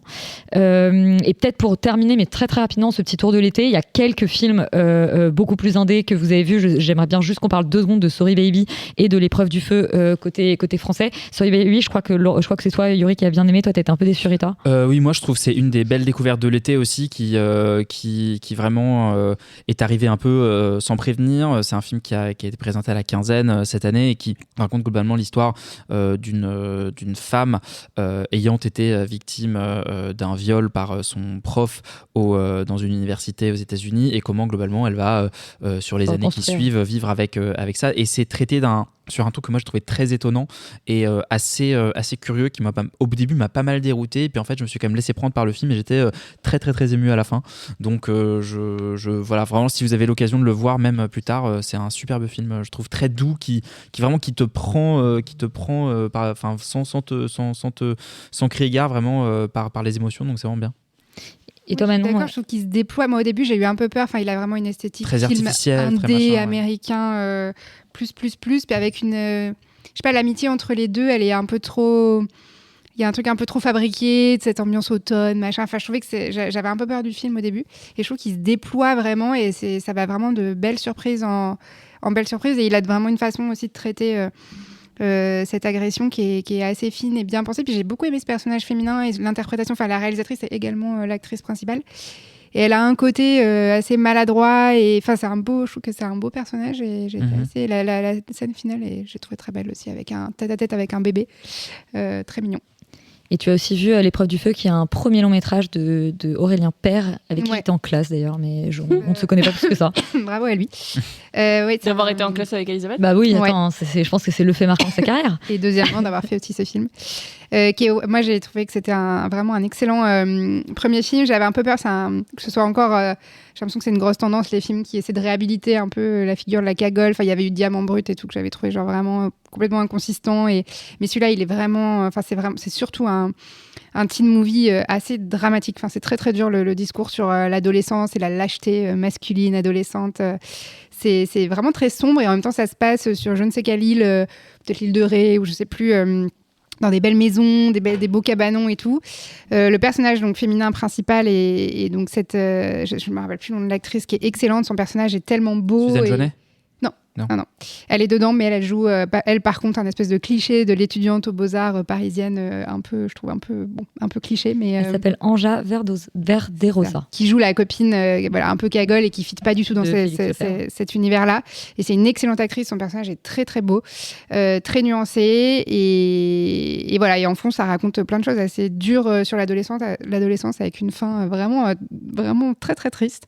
Mais c'est vraiment un beau premier film, très réussi, avec des bons acteurs. Félix Lefebvre, je n'avais pas particulièrement d'avis sur cet acteur et je trouve que dedans, il est très très bon. Donc finalement, de cet été, on sauve des films indépendants, des films d'horreur et K-pop Demon Hunter. Qu'est-ce qu'on peut espérer pour peut-être un été 2026 plus réussi ? En fait, que les studios américains, que les producteurs français se posent un peu la question de laisser des cinéastes de laisser des gens faire des films, voilà, faire des films, des propositions intéressantes. En fait, voilà, les propositions qui sont les plus touchantes, les plus originales, les plus intimes sont celles qui ont le mieux fonctionné, même qui ont le mieux résonné avec le public. Donc en fait, il y a une espèce d'évidence débile de dire ça, mais il y a quand même une réalité que c'est quand même ça qui amène les gens en salle. C'est quand même ça qui fait que L'épreuve du feu ne perd pas de sa fréquentation de semaine en semaine. C'est parce que les gens sont touchés par cette histoire et par ce film. Il y a quand même une notion de vouloir être touché par des histoires originales et humaines. Et bah, voilà. C'est beau ce que tu dis. Et ça tombe bien parce qu'on va vous parler que de choses qu'on aime dans les recos de la perche. Perdons pas de temps, Salam Alek. Si j'en crois mes informations, le temps travaille contre nous. C'est bien ça, Jimmy ? Oui, à 100%. Alors voyons voir. On commence avec Exit 8, film dont on vous avait déjà parlé et qui vient de sortir en salle. C'est une adaptation de... vous regardez, mais qui vous en parle ? C'est une adaptation de... Moi, j'ai vos deux noms, Laurent et Félix, dans le programme. C'est une adaptation d'un jeu vidéo. Juste en quelques mots, pourquoi on le recommande ? Parce que c'est trop bien. Non, c'est trop bien les frères. C'est trop bien. Vous regardez ce film. Ouh. Pardon. Oh, le nouveau personnage. Ok. Non, c'est super parce que outre l'espèce de propos un peu grossiers sur la paternité machin truc, je trouve que le film propose de vraies visions très étranges d'horreur qui va venir vraiment jouer sur les transformations d'espace. Et c'est un truc que j'ai pas revu depuis genre Shining en fait, je pense. Et du coup, c'est ça que j'ai trouvé vraiment très stimulant, d'essayer de jouer comme ça sur le malaise, sur espèce de routine, parce que l'idée c'est en fait de répéter constamment les mêmes actions en boucle, mais qui dégénèrent progressivement. Enfin voilà, je sais pas, c'est un film un peu inclassable et je trouve que c'est une vraie petite expérience de cinéma que je trouve très pertinente en fait dans son exercice de style, parce que il le dépasse à mon sens pour vraiment proposer quelque chose de saisissant pour le spectateur. Et puis c'est une bonne adaptation de jeu vidéo et ça arrive pas si souvent. On vous renvoie vers notre focus sur les jeux vidéo, sur le cinéma et le jeu vidéo. Honnêtement, il y a un vrai truc d'horreur atmosphérique, il y a un vrai truc d'horreur presque métaphysique avec ce type qui tourne comme ça dans le vide et tout. Il y a des moments vraiment très flippants. Qui tournent dans les couloirs du métro en continu. Qui sont très bien réussis. On sent que c'est quelqu'un qui apprécie le matériel de base et qui a envie de faire quelque chose qui va pas pasticher le jeu vidéo, mais qui va s'en servir et pour en faire une adaptation de cinéma. Je sais que toi, Elisabeth, tu regrettes le fait que ce soit pas tout à fait assez radical. J'entends la critique parce que c'est vrai que je crois que je suis toute seule là-dedans. Parce que c'est vrai qu'il y a des moments où on rentre vraiment dans l'horreur assez classique, mais ça reste du coup, je trouve, un vrai bon petit film, une proposition intéressante de cinéma, donc non, c'est cool. Et effectivement, on avait parlé plus longuement, si vous voulez écouter notre débat. Dans nos pastilles canoises, on reste au Japon, Yuri, puisque on va parler d'une ressortie d'un film de Kurosawa. Kurosawa, qui donc Akira Kurosawa de son état, cinéaste japonais absolument culte, qui a réalisé un film qui s'appelle Entre le ciel et l'enfer, qui ressort donc par Carlotta dans une très très belle copie restaurée. Que vous dire, c'est un super film, une espèce de film noir, politique, social, qui parle d'un kidnapping d'enfants qui tourne mal et de rançon. Ça interroge la moralité, ça interroge beaucoup de choses, les rapports du coup sociaux, politiques au Japon entre les différentes générations, entre les différentes classes sociales. C'est une très très belle restauration et c'est un bien meilleur film, beaucoup plus moderne et edgy que ne pense être Spike Lee avec son Highest to Lowest que je me suis infligé sur Apple TV+. Donc vraiment allez plutôt préférer l'original et allez voir Entre le ciel et l'enfer de Akira Kurosawa. Maintenant, côté série, Charlie, tu as vu Alien Earth, nouvelle série dans l'univers Alien. Je pense qu'on reviendra de Noah Hawley, qui est effectivement le créateur de Légion et aussi de Fargo. On va en parler là très rapidement, juste pour le. Voilà, on reviendra, je pense, quand la série sera terminée pour faire un vrai débat. Mais pour toi, c'est une reco, faut que les gens regardent Alien Earth. Bah, moi, je ne vais jamais pas recommander Noah Hawley, de toute façon, même si c'est juste un épisode de lui qui fait caca. Je recommande, quoi qu'il arrive, je trouve ça génial. Non, oui, c'est une recommandation parce que c'est un cinéaste qui fait. Un cinéaste, ouais, qui fait très attention au matériel de base, qui a des vraies propositions de mise en scène. Donc, de toute façon, c'est toujours hyper fascinant de voir ce qu'il va faire avec quelque chose, surtout une adaptation comme Alien où dès le début il disait si vous venez parce que vous êtes fan de l'Alien, cette série va pas vous plaire. Et je trouve ça génial en fait. Et c'est vrai. Prendre ce qui est le plus réussi, c'est quand il fait pas du Alien. Exactement. Et voilà, juste parce que Noah Hawley, c'est Noah Hawley, regardez Alien, même si vous aimez pas les films, regardez Alien. Et bah écoute, on débattra de la série une fois que tout sera sorti. Et enfin, Félix, c'est pas du tout une actu, c'est pas du tout au ciné, etc. Mais je crois que t'as vu un très bon film. Ouais, j'étais à l'étrange festival hier évidemment et j'ai vu Les Diables de Ken Russell, un film qui est sorti en 71 et qui est genre un espèce de gigatrip dans une église sous fond de révolution protestante et machin. Il faut globalement regarder les films de Ken Russell, ouais, c'est une reco. Tout à fait. Et là en fait c'est un espèce de film complètement monstre, complètement barré où ça va dans tous les sens, ça blasphème énormément, ça parle de sexualité dans tous les sens parce que grosso modo dans cette abbaye tout le monde baise avec tout le monde et tout le monde est possédé avec tout le monde et en fait ça revient mais ça a l'air super hein, dit comme ça. Les années 70. Non mais vraiment littéralement et ça revient un peu justement à cette espèce de fantasme autour de la possession, de l'exorcisme et de tout son rapport en fait très érotique et je trouve qu'en fait Ken Russell réussit à accoucher déjà d'une œuvre avec des visions dedans qui sont extraordinaires parce que la production value, la lumière, la composition, les mouvements de caméra, enfin c'est juste incroyable, mais vraiment premier degré, je trouve ça extraordinaire. Et en plus, je trouve que le film a une atmosphère et une tonalité très particulière qui fait un peu penser justement à un film coréen par moment, parce que justement, des fois, il y a des blagues un peu absurdes. En même temps, d'un coup, on va être extrêmement dramatique et sérieux, et ensuite, on va te faire peur, et ensuite, ça va être du grotesque. Enfin, voilà, c'est un espèce de fourre-tout généralisé. J'avoue que j'en suis sorti complètement sonné, mais si vous avez l'occasion de voir ça, je trouve que c'est vraiment. Enfin, ça rappelle pourquoi les années 70, quand même, sont retenues dans l'histoire du cinéma comme étant un peu un turning point sur le cinéma d'auteur et sur ce genre de film complètement dingue qui quelque part vomisse comme ça sur le spectateur, un peu comme Sirat dont on a parlé en début d'émission. Voilà, je trouve que c'est un film qui déborde mais qui est extrêmement généreux et pareil saisissant comme existant. J'en profite pour dire que tu l'as vu à l'étrange film festival, je sais pas quand est-ce qu'il se termine, mais pour nos auditeurs qui sont à Paris, c'est au Forum des Halles et vraiment je crois que c'est la fin là. Ah zut, allez-y l'année prochaine parce que vraiment c'est samedi la fin, vous avez encore quelques jours pour y aller, mais vraiment c'est un super festival, donc voilà, n'hésitez pas. Et c'est tout de suite l'heure de la carte blanche, la première de la saison. J'ai réfléchi à ce que tu m'avais dit l'autre jour. J'ai passé la moitié de la nuit à y réfléchir. Et puis j'ai eu un flash. Et pour la première carte blanche de cette saison 2, c'est toi Charlie qui t'y colle et tu vas nous parler d'une série dont je n'avais jamais entendu parler jusqu'ici, c'est Noah's Ark, une série qui a 20 ans puisque elle date de 2005. Ouais, 2005, ouais. Donc pour ceux qui ont un peu suivi Extérieur Nuit, vous me connaissez déjà. Pour ceux qui vous rejoignent à la perche, moi c'est Charlie, je suis scénariste et j'ai fait entre autres une série qui s'appelle Tissu. Je fais pas de l'autopromo, hein, ça va servir pour la chronique. Bravo. Mais dès qu'il s'agit de regarder un truc absurde, débile ou surprenant, je suis là. Et aujourd'hui, je vais pas parler de la chute du gouvernement ni de l'historique internet de Laurent, mais bien de Noah's Ark.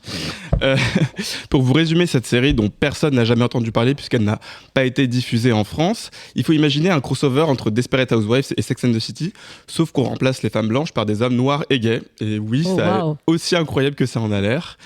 On suit Noah, donc un scénariste qui croit encore en l'amour, Ricky, son pote qui saute sur tout ce qui bouge et tous les employés de son magasin de fringues qui représente bien la Californie des années 2000, Alex, la diva, toujours là pour les ragots qui dirige un centre de prévention pour le sida, et Chance qui est un prof d'université un peu coinsos, mi-Brie Van de Camp, mi-Miranda dans sa moi, souvent, les productions noires américaines faites pour les noirs américains, je trouve que ça fait très cheap, très téléphoné, très sentimentaliste.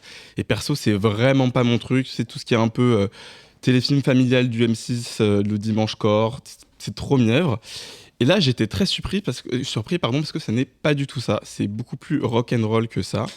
Et la série n'a pas à rougir face à justement des Sex and the City ou des Desperate Housewives ou encore Ally McBeal, même si c'est beaucoup plus camp. Et je pense que ce qui m'a plu, c'est que de la même manière que j'arrive à me mettre à la place de femmes blanches et riches dans les soaps des années 2000, là les personnages ont des storylines assez fournies et sortent assez des stéréotypes pour que n'importe qui se retrouve dedans et morde à l'hameçon. J'ai été surpris par la versatilité des sujets, parfois graves et encore très actuels. J'ai ri, pleuré, hurlé devant mon téléviseur entre deux torses hyper musclés typiques de la période. Et la série a réussi un truc, c'est de représenter un mode de vie pas hétéronormé, sans rentrer dans les clichés ou dans les trucs glauques et sordides. La série réussit vraiment à parler d'une population marginalisée, sans passer par du pathos facile, comme ça pourrait se faire avec des sujets comme le sida. Et l'Amérique nous a prouvé maintes et maintes fois qu'on pouvait facilement être dans le larmoyant sur ces trucs-là. J'ai été surpris par la modernité de cette série, qui, malgré qu'elle soit très ancrée dans son époque, et très très vibrante. On a autant des mecs très masculins que des mecs efféminés, sans tomber dans le cliché de il fait l'homme, il fait la femme. L'hypersexualité est aussi valide que la monogamie. Les sextoys sont ludiques et pas cringe. On a du drag bien avant Drag Race. On a du voguing bien avant Pose. Et on peut se retrouver dans un deal de drogue avec des coups de feu, autant que dans une scène avec 3 mecs huilés et bodybuildés qui peuvent pas baiser tranquille parce que Noah passe son temps à appeler ses potes à l'aide pour tout et n'importe quoi. Et en split screen, s'il vous plaît, puisqu'on est dans les années 2000. Bah ouais, 24. Ouais. Donc vraiment, si vous aimez Greg Araki, faut vraiment mater cette série. Nous, ça nous est pas parvenu en France parce que je pense que c'est un peu trop hors norme. De toute façon, des hommes noirs homosexuels, ce qui a un marché vraiment pour ça en France dans les années 90-2000, et même encore aujourd'hui, pour preuve, en 2025, j'ai dû me payer un compte Paramount+, me rendre compte qu'il n'y avait pas le truc sur le catalogue français, me choper un VPN pour faire croire à mon editeur que j'étais aux US, prendre un abonnement sur un autre style de streaming, enfin bref. Voilà, pour vous dire, c'est un petit peu dur à trouver, mais si vous arrivez vraiment, regardez-le. En France, on n'aime pas les trucs trop communautaires et trop niches, et j'en sais quelque chose parce qu'il y a une célèbre chaîne de télé qui nous l'a reproché à l'époque où on développait Tissu. Moi, je pense que, comment dire, même dans la série Tissu, tu vois, genre, même si on parle de communauté, on ratisse large, et c'est ce que Noah Zark arrive aussi à faire. Vraiment, à la base, le créateur, sa volonté, c'était de pouvoir voir des gens comme lui à l'écran, ce qui était un peu ce que nous, on a fait dans ce projet-là. Et je pense que c'est la beauté de ces projets-là, c'est que même en parlant de choses très communautaires, on peut finalement aller vers l'universel. Et donc, on vous encourage à prendre un VPN ou alors, j'allais dire malheureusement à la regarder illégalement puisqu'il y a que comme ça qu'on peut la découvrir. Ou appeler votre oncle aux États-Unis qui peut vous avoir des cassettes. Ou faites chez les gens pour qu'on puisse avoir accès à des bonnes séries. Merci à tous. On revient la semaine prochaine et entre temps, portez-vous bien.